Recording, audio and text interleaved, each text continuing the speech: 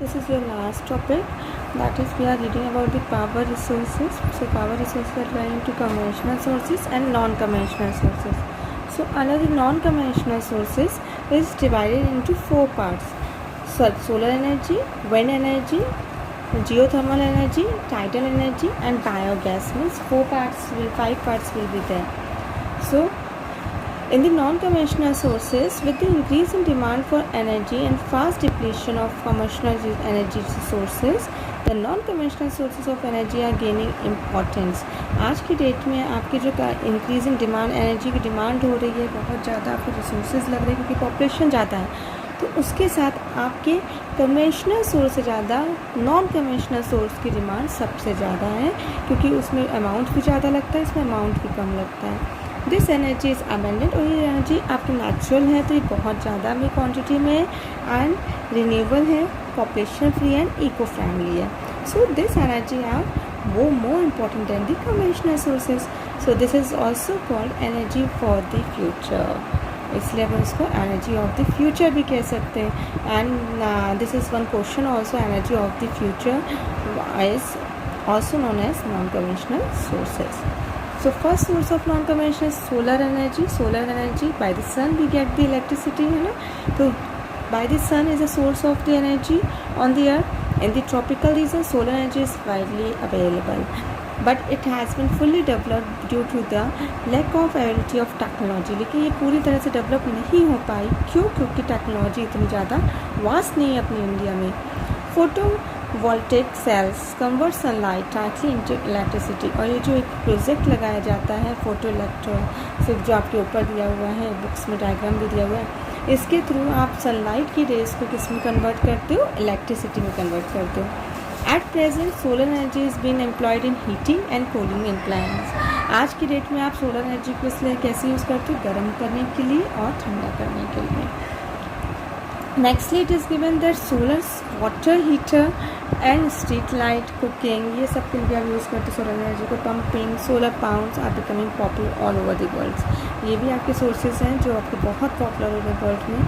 India in making scientific efforts to use solar energy on a large scale. और India ने बहुत सारे efforts किए हैं इस सोलर एनर्जी को यूज़ करने के लिए वास्ट स्केल में.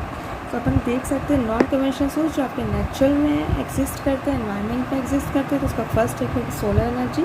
Bye using the sun rays you reduce the energy. Second one is the wind energy. So wind is the another important source of non-conventional source energy.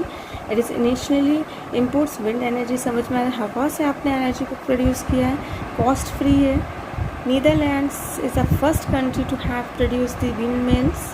Nowadays, wind farms having a cluster of windmills set up in the coastal area और in the mountain areas में भी आपको setup की जा रही है. सबसे ज़्यादा windmills का यूज़ किस किस कंट्री ने किया? Germany, Denmark, UK, USA, Spain, China and India.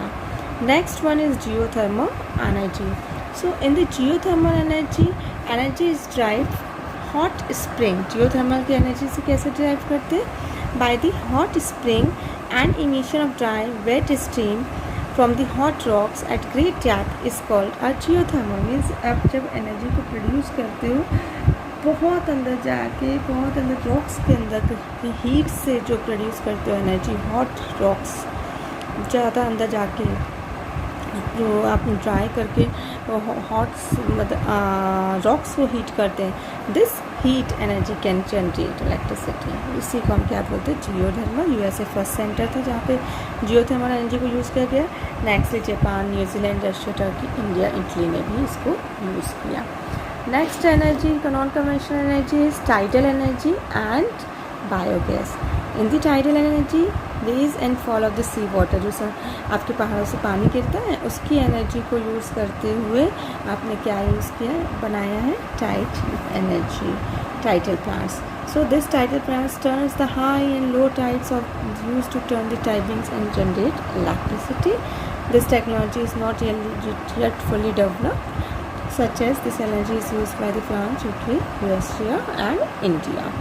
Last one is biogas. जब आप सारा सामान को सड़ा देते हैं, लाइक आपने ऑर्गेनिक वेस्ट मटेरियल है, आपका जो भी आपके फ्रूट्स मटेरियल, वेजिटेबल्स हैं, डेड बॉडीज़ है, काऊ डंग है, डेड प्लांट्स हैं, किचन वेस्ट हैं, इन सब का बहुत दिन तक आप जब रख देते हो और इससे आपकी बदबू आने लग जाती है, उस स्मेल के थ्रू जो एनर्जी डेवलप होती है उसी को आप क्या बोलते हैं, biogas.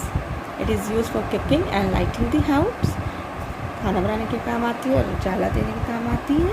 And large amount of organic manures और biogas plants, India is a leader in this technology. सबसे ज़्यादा अगर ये टेक्नोलॉजी इंडिया ने की है दैन उसको चाइना ने यूज़ किया। सो अपन ने अभी तक देख लिया कि पावर रिसोर्सेज बहुत इंपॉर्टेंट रोल प्ले करते हैं and this power resources must be conserve. So अपन बोल सकते हैं कि ये बाइंडर और पावर रिसोर्सेज कंजर्व करना बहुत इंपॉर्टेंट है। Continuously mining, wasteful use of minerals, power resources में लीड टू द एक्सॉस्टेशन।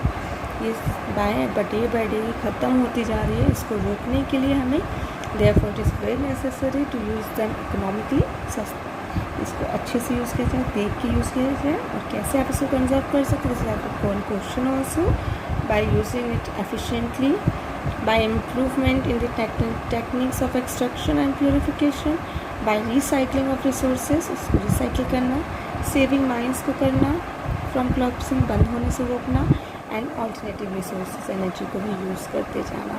सो ये पावर रिसोर्सेज को अगर हम फ्यूचर जनरेशन में चाहते हैं कि कंजर्व करते हुए रखा जाए, so by taking the above steps we can conserve this minerals and power resources which will ensure a better economic for future generation. Future तक या आपकी जनरेशन तक बची रहेगी अगर आप इन टेक्निक्स को यूज़ करेंगे, उनको कम यूज़ करेंगे, उनको रिसाइकिल करेंगे, उनको रोकेंगे ख़त्म होने से ज़्यादा, है ना, और उसका अल्टरनेटिव्स भी ढूंढेंगे, तो जिसके थ्रू आप इस रिसोर्सेज को कंजर्व कर सकते हो। Clear? By this chapter gets